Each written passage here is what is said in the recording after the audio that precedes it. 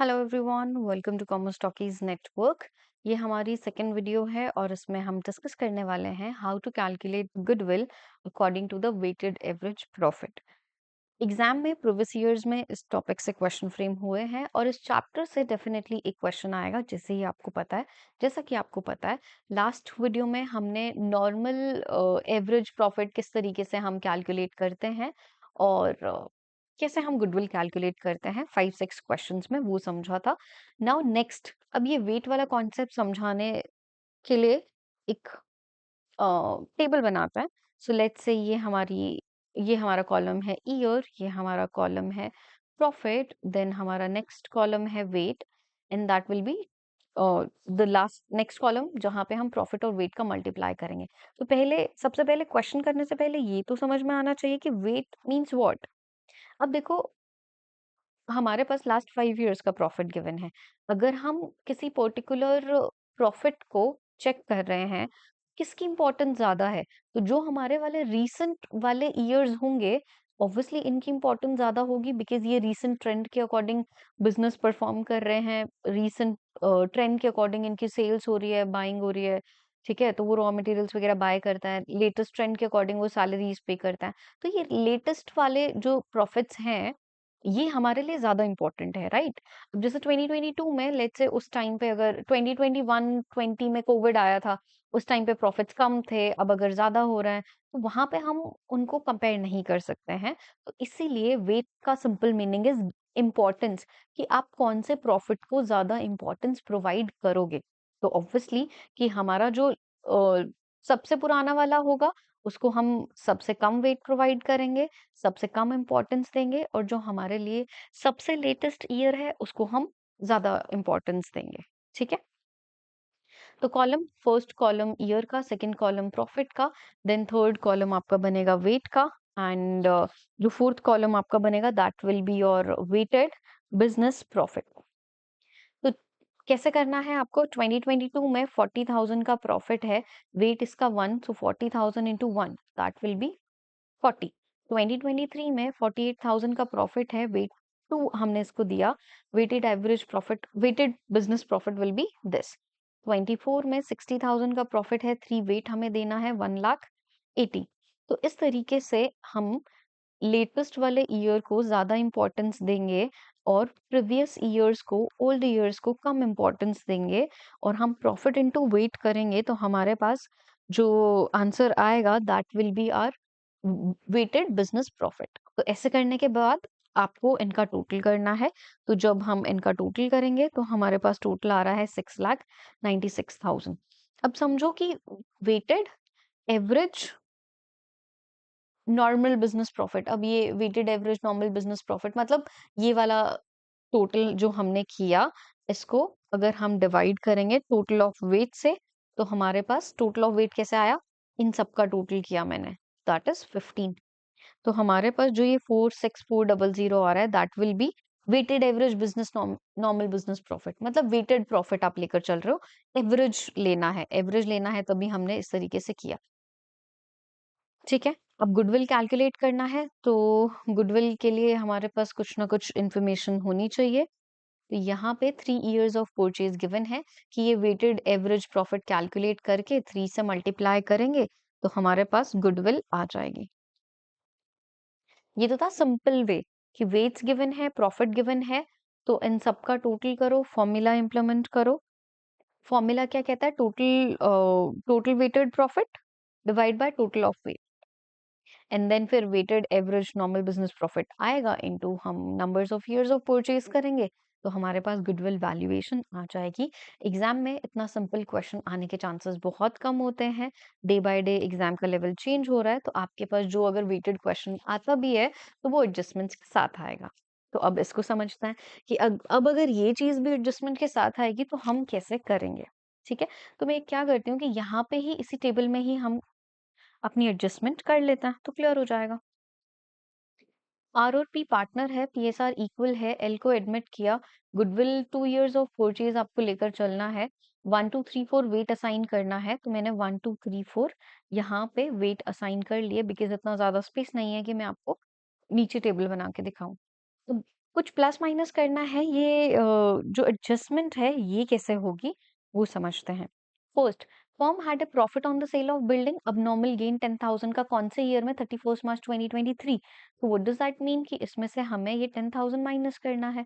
Minus करना क्यों है, वो ऑलरेडी पीछे वाले उसमें समझ चुके हैं, बिकॉज दैट इज अब नॉर्मल गेन। पीएनएल में क्रेडिट साइड में लिखा आपने, पीएनएल में क्रेडिट साइड में प्लस किया आपने, अब इसको हमें रिवर्स करना है, दैट इज वाई हम माइनस कर रहे हैं। लॉस, अब नॉर्मल लॉस आपका कौन से ईयर का, 24 का 20,000 है, तो अब नॉर्मल लॉस हम प्लस करते हैं 23, ठीक है। Then repairs to car was wrongly debited to vehicle, repairs थी वो और आपने गलती से उसको एसेट समझ लिया, तो अब ऑब्वियसली कि हमें ये माइनस करना पड़ेगा। और अब हम अगर इसको माइनस करेंगे तो दैट इज -50। और आपने अगर उसको ऐसा ट्रीट किया तो ऑब्वियसली कि आपने उसके ऊपर डेप्रिसिएशन भी लगा लिया, और ऐसा ट्रीट किया, डेप्रिसिएशन आपने कैलकुलेट कर लिया, तो उस डेप्रिसिएशन को भी रिवर्स करना पड़ेगा।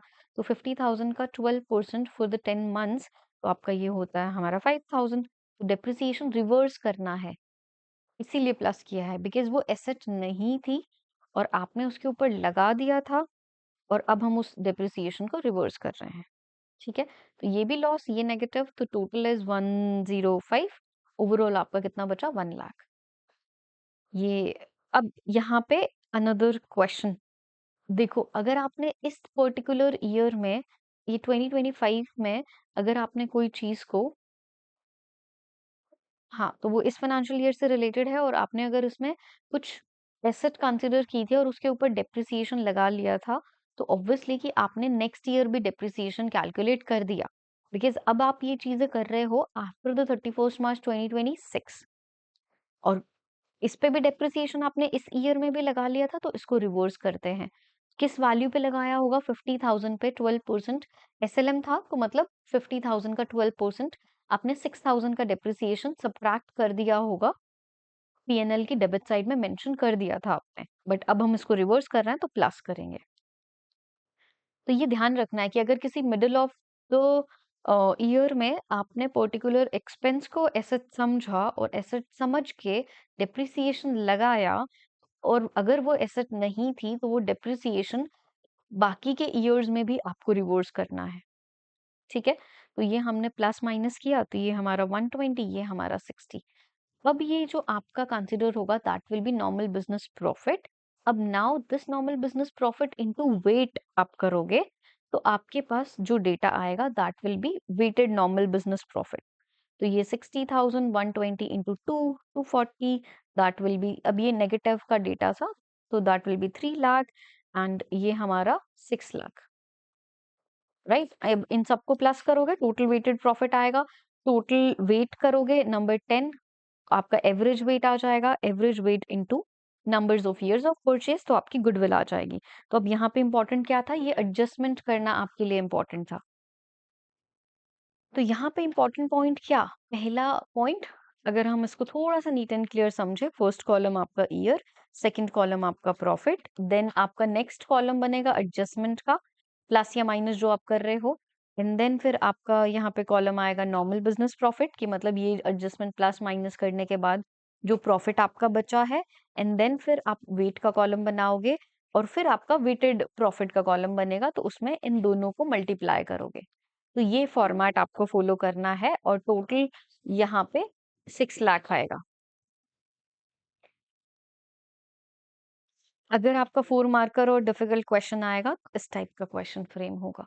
तो वेटेड कैलकुलेट करने के बजाय करने के बाद total of weight will be 10, then आपका weighted average business normal profit आएगा, फिर उसको आप गुडविल में कन्वर्ट करोगे, so that profit into numbers of years of purchase, तो आपकी गुडविल आ जाएगी। तो 60,000 इंटू 1,20,000, ठीक है।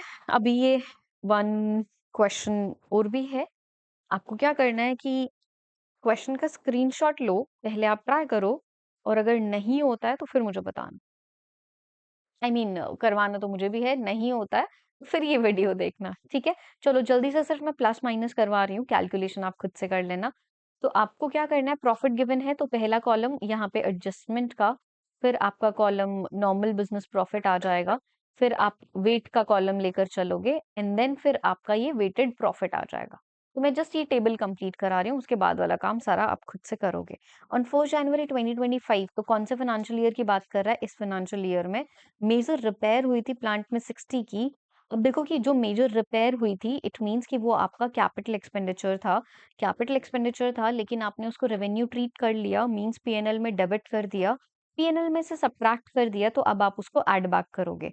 तो ये इस ईयर में 60,000 का ऐड बैक होगा। एंड अमाउंट जो आप कैपिटलाइज कर रहे हो 10% के अकॉर्डिंग डेप्रिसिएशन भी लगाना है, रिड्यूसिंग बैलेंस मेथड है। तो अब मतलब क्या, डेप्रिसिएशन का ट्रीटमेंट यहाँ पे भी करोगे और डेप्रिसिएशन का ट्रीटमेंट यहाँ पे भी करोगे। ठीक है, अब आपको एसेट कंसिडर करना है। 60,000 का हमारी प्लांट की वैल्यू थी, सो 60,000 पे 3 मंथ्स के अकॉर्डिंग एंड 10%, 6,000, 3, 4, 1500 बचा हमारा इसका डेप्रिसिएशन। तो यहाँ पे 1500 होगा। क्या मैंने कैलकुलेशन जल्दी जल्दी में सही की है? Hope so. और यहाँ पे डिप्रिसिएशन का एडजस्टमेंट कितना होगा? रिड्यूसिंग बैलेंस मेथड है। तो देखो आपकी 60 की मशीनरी प्लांट था, 1500 पहले साल में डिप्रिसिएशन लग गया, तो यहाँ पे अब इस प्लांट की वैल्यू इतनी बची नहीं। बहुत ही घटिया कैलकुलेशन। 60,000 में से 1500 अगर हम माइनस करते हैं, सो दैट विल बी, ये बैलेंस बचना चाहिए हमारा। तो आपका 5850 डेप्रिसिएशन की वैल्यू आएगी, तो वो इस ईयर में आप सब्ट्रैक्ट करोगे। ठीक है, क्लोजिंग स्टॉक 2024 की बात कर रहा है, वाज ओवर वैल्यूड, तो क्लोजिंग स्टॉक ओवर वैल्यूड है, आप 12,000 सब्ट्रैक्ट करोगे इस ईयर में। बट एक साल का क्लोजिंग स्टॉक नेक्स्ट ईयर के लिए ओपनिंग भी होता है, तो ये यहाँ पे तो सब्ट्रैक्ट होगा और इस वाले ईयर में ये एड बैक होगा। ठीक है, तो यहाँ पे स्पेस कम है, इसीलिए मैं लिख देती हूँ कि ये इस ईयर का एड बैक होगा। तो हमेशा अगर क्लोजिंग स्टॉक का ओवर वैल्यूएशन और लाइक अंडर वैल्यूएशन कुछ गिवन है, तो वो एक ईयर का क्लोजिंग है, तो मेक श्योर अगर उससे नेक्स्ट ईयर का प्रॉफिट गिवन है, तो उसमें भी आपको एडजस्टमेंट करनी पड़ेगी। यहाँ पे अगर सब्ट्रैक्ट हो रहा है, तो यहाँ पे ये एड बैक होगा, because that will B over valuation of, over valuation given था ना हमारा। हाँ, तो ये ट्रीटमेंट आपको करना पड़ता है। नेक्स्ट इज मैनेजमेंट की कॉस्ट आपके पास गिवन है और एनुअल चार्जेस 48,000 है। तो 48,000 अगर आपके पास एनुअल चार्जेस हैं, तो ये सब में से सब्ट्रैक्ट होगा। तो यहाँ से भी 4800, यहाँ से भी 4800, यहाँ से भी 4800 और इसमें से भी 4800, तो वो हर साल में से आप सब्ट्रैक्ट करोगे उसको। ठीक है, तो इस तरीके से हमें ये एडजस्टमेंट करनी होंगी। थोड़ा-सा नीट एंड क्लियर आप अपने पेपर पे बनाना, वहाँ पे करना, आई एम श्योर हो जाएगा। बस ये 2 चीज़ें ध्यान रखनी है, डेप्रिसिएशन वाला कॉन्सेप्ट भी, और इस साल का over valuation of closing stock will be the next year का over valuation of opening stock. ठीक है? सो आई होप कि ये टॉपिक आपको क्लियर है। Thank you so much for watching this video. ये पीछे वाला क्वेश्चन खुद से पूरा, अभी मैंने सिर्फ प्लस माइनस वगैरह आपको समझाया है, पूरा आप सॉल्व करके मुझे दिखाओगे एंड देन फिर हम क्लास में डिस्कस करेंगे।